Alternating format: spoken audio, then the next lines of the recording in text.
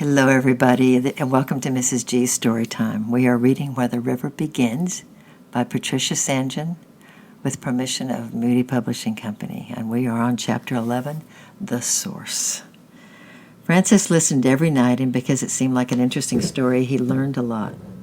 He learned how Jesus died on Good Friday because he loved people and wanted to take the punishment of their wrongdoing on himself. He also learned that Jesus rose again on Easter Day and was alive now, and still went on loving. Then they started reading stories about his life on earth, healing, helping, and loving. It was love, love, love, all the time. That was all very nice, but it made no difference to Francis. He still threw stones at the ducks and did all he dared to annoy Kate. When no one was looking, he still snatched nice food to take to the river, and he told stories that were not true. Mom was getting better, so they said, so he supposed that they would soon be going home. He wanted to see Mom, but he did not want to go home, because once they got home, the whole business would start over again. Dad and Gloria would reappear, and Wendy would start pinching, and Tyke would be near enough to get to do him in. There seemed no end to it because there was no new beginning. The Easter holidays seemed to fly because there was so much to do. He, Martin, and Chris helped on the farm and messed about the boat. They made a house on the island, swam and fished, and looked for nests. Francis enjoyed it all, but he was happiest when he was by, on, or in the river. He could not have explained why he loved the river so much. Perhaps it was because his first great adventure had to do with the river, or perhaps it because it had washed him up at the feet of Uncle John. He was obsessed with its course and would trace it out on the map or lie in bed imagining it flowing on, broadening to the great cities and the sea. Sometimes in thought he would trace it backwards to the spring, high up in the hills where the first silver trickle bubbled over and swelled to a current. When he grew up, that was the first thing he would do. He would follow that river back to its source. There were only 3 days left of the Easter holidays, and Kate was rejoicing. Martin was grumbling at having to go back to school. After prayers that night, Uncle John made an announcement. "There's a lot that needs to be done in the yard tomorrow," he said. "The lawn needs mowing, the flower beds weeding, and the compost dug in for the next plantings. If we all work hard tomorrow, we can get that done, and the next day we'll have a holiday. Martin, Francis, and Chris, I'll take you all to the cattle market, and Mom can have a quiet day at home. You can come too if you want, Kate." "I'll help tomorrow and stay at home and finish my essay on Wednesday," said Kate, who was very studious. "Then you'll have the house to yourself," said her mother. "I'm going to the hairdresser's." "Good," replied Kate. "I'd like the house to myself. It's nice and quiet." She glanced meaningfully at Francis, who was in the habit of playing chopsticks on the piano. They had never actually had a quarrel, for to Francis, Kate was almost grown up, but she had said several things to him that he did not intend to forget. One day Kate was going to get what was coming. He went upstairs to bed, muttering rather viciously, and it struck him that he was not really looking forward to spending the best part of tomorrow working, with Kate watching him out of the corner of her eye, ready to pounce on him if he slacked. It was not his idea of fun at all. He was not a servant and was not going to do anything he did not like doing. Perhaps he would do something else. He fell asleep hating Kate, but as he slept he had a wonderful dream. He dreamed he was running along the bank of the river towards the source, but the riverbed was dry and the banks were caked mud like the desert in the geography books. And then he saw a stream trickling from the hills, and wherever the water came, life, beauty, greenness, and buttercups sprang up. "A river of life," he said to himself, and woke to find the sun streaming through his window and the first cockatoo calling outside. "A river of life," he repeated, and wondered where he had heard those words before. He rather thought it must have been in church. He sprang out of bed in a hurry, feeling the kiss of the sun on his bare skin. He did not really mean to be naughty. It was his dream that had put the idea into his head. There would not be many days before he went back to school, and he must have a day to himself to do his own thing. Uncle John always got up early, but not quite as early as this, and he thought he could just make it. He stuffed some biscuits and cold meat into his pockets, and on the table left a note that said, "I'm gone. I'll come back. Love, Francis." He brought his bicycle from the garage and gave a great sigh of relief as the trees screened him from view. He was going to follow the river, keeping close to the banks, and although he knew he could not possibly reach the source in the hills, he would go as far as he could. There were other little green wooded hills on the horizon. He started off along the road, pedaling between the hedges, but he soon discovered it was impossible to follow the road and stick to the river. He kept losing it. So when he reached the nearest village, he asked a friendly garage man if he might leave his bicycle there, as he wanted to go for a walk. The man was most agreeable. He pointed out the path that led to the river and gave Francis a bag of chips. So he trotted off to the buttercups, and the sense of freedom and sunshine, the birds' song, the kindness, and the chips cast a sort of heavenly glow over that April morning that Francis never forgot for the rest of his life. Even on foot, it was not always easy to follow the river. Sometimes there was a path, and sometimes he had to push through the hedges and squeeze through barbed wire or skirt fields of young green wheat. He trotted several miles, and the morning shadows had shortened and the day was getting hotter. But the river did not appear to be growing smaller. Every step was interesting. He came to a woods, dim and scented with bluebells, and here he sat down and ate his lunch, watching the sun-flicked water through the feathery beech trees. A little later he saw a kingfisher dart out on a hole and skim the surface of the river. The banks smelled of garlic, and in one field a family of rabbits were washing their ears. But he never for a moment felt lonely. The chatter and gurgle of the river, the crying of sheep and lambs were company enough for anyone. He lost all count of time and could have wandered on forever, happily planning how to annoy Kate or just thinking about the river. The river of life, he murmured to himself, a source of a beautiful river. It was mid-afternoon and very hot when the ground on either side of him began to rise, and he realized he had reached the hilly country. Far, far away in some high hills. Perhaps he had gotten there. The river did seem a little narrower, and he did not know that it was really a great deal deeper. And then, as he rounded a shoulder of the meadow, he saw it. He found it, a clear stream rushing down over golden stones to join the river. Forget-me-nots and shining buttercups grew on the banks and the marshy patches at the side, for it had tunneled in itself a little valley. Francis, gazing upwards, thought as if he had followed it away up into those hills he might find the source. He strung his sandals over his neck with a bit of string and began climbing towards the stream. It was not always easy because the hillside was very steep and the stream cascaded down into merry little waterfalls.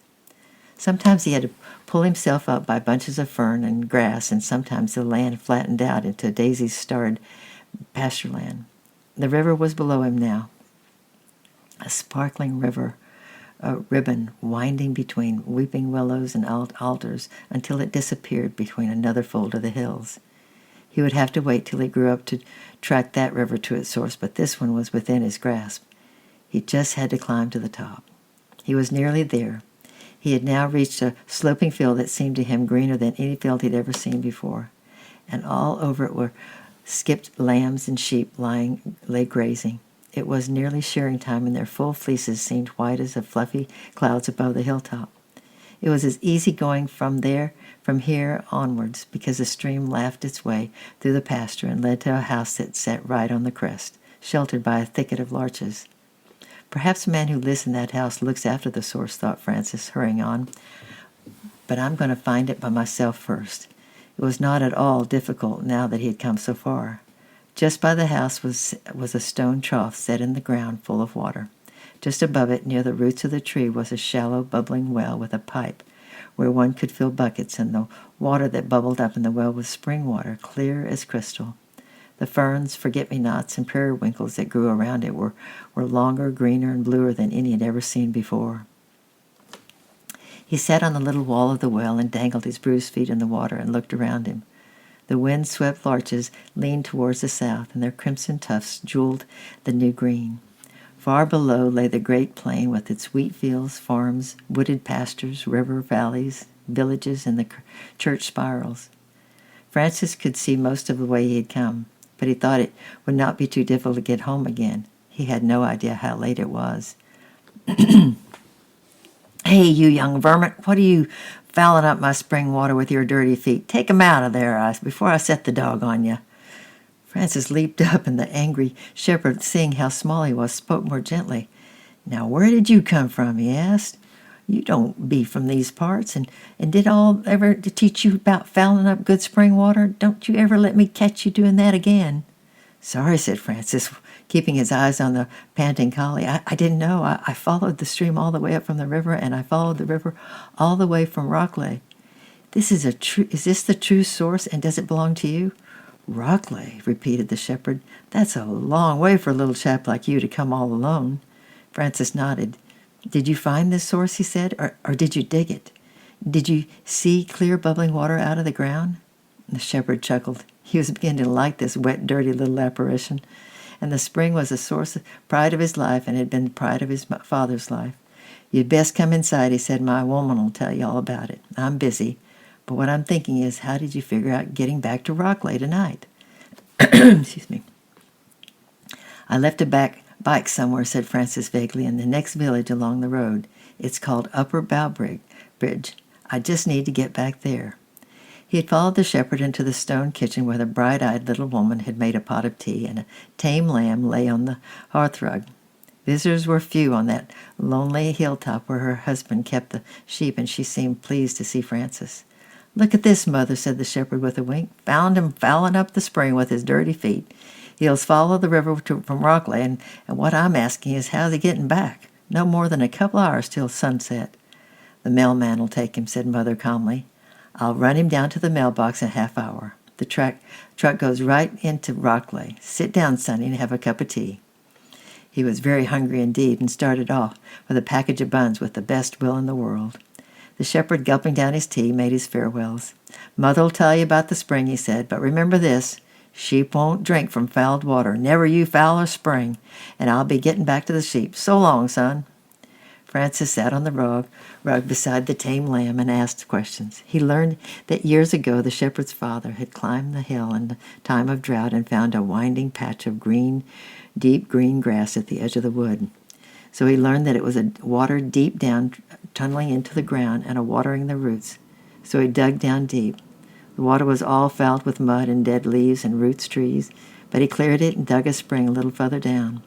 The water soon came up clear and clean, and then he built his house and bought his flock and brought up my mother-in-law. My husband was born here on the hill, and I came here as a bride. They were brothers and sisters, but they've gone their way to town. But my hubby and I, we raised our children here among the sheep, and we want nothing different." "Does the river ever run up dry?" asked Francis. She shook her head. "Not quite. The water comes from deep down. Even in the drought years, when all the fields were yellow, there was always a trickle, and our pasture stayed green. Now we must be going, son, and we'll miss that mail truck." Francis said a rather sad goodbye to the source, the pet lamb, and the buns, and the shepherd's wife went down to the other side of the hill together. It was only a little way to the main road and the mailbox, and Francis was surprised to see the long shadows and the bright evening sky. It seemed such a short time till morning. "Look in again, dear, if you're ever along this way," said the shepherd's wife as he jumped into the postman's truck. "It's been a pleasure. You'll be home in no time." It was certainly much quicker by the main road, and the mailman went right through Upper Bridge and dropped him off at the garage. He picked up his bicycle and pedaled home. The sun was setting when he arrived, and the family was in a high state of alarm. In fact, Uncle John was out looking for him. Unfortunately, Kate saw him first. "You deserve to be shot, Francis," she burst out. "Frightening Mom and Dad and wasting their time like that. I wasn't frightened in the least. I knew you'd be off just to get out of helping, you lazy little horror." "Just a minute, Kate," said Aunt Allison appeared with Martin and Chris wide-eyed behind him. "Where have you been, Francis? It's very naughty indeed of you to run away like that. We've all been very anxious about you."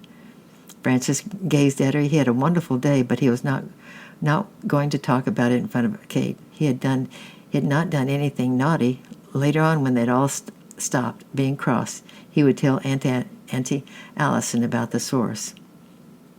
And she, seeing that faraway look of glory in his eyes, decided to let her husband tell him that he was to stay at home next day and do the share of work instead of going to the cattle market. She would find out where he had been first. She certainly did not look as though he'd been back with his gang, slashing tires. Tea was over, and she had kept him some, and she sat down by him as he ate. Uncle John had returned, greatly relieved to find Francis home, and had gone off to the cattle, "Where have you been all day, Frances?" he said severely. "You must tell me." Frances turned a radiant face towards her. "I found the source," he said simply. "Not the source of the big river. That's far away in the big mountains, I think. But it might take you days and days to walk there. But there was a little stream, and the grass was so green, and I followed it right to the top of the hill. And I found the source, Auntie. I really did. It came out of the earth, clear as grass, and I put my feet in it. And the shepherd was angry because you must never foul sources, Auntie. Sheep won't drink fouled water." And then he wasn't angry anymore, and he took me into his house. And there was a little tame lamb, and she gave me cups of tea and buns, and I ate 6.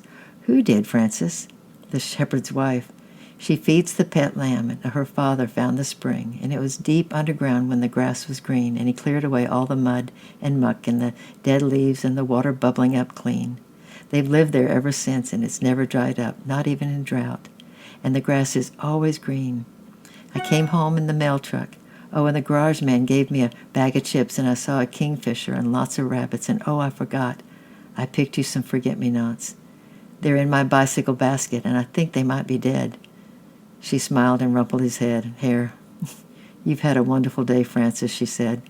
"But next time you must ask. Your eyes are half shut, and you're nearly asleep. Run up to bed."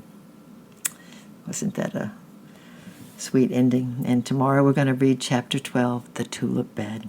I just want you to know that I'm praying for you, and I love you, and praying for each one of you that this story will be will touch your hearts and encourage your hearts. And we'll see you tomorrow with The Tulip Bed.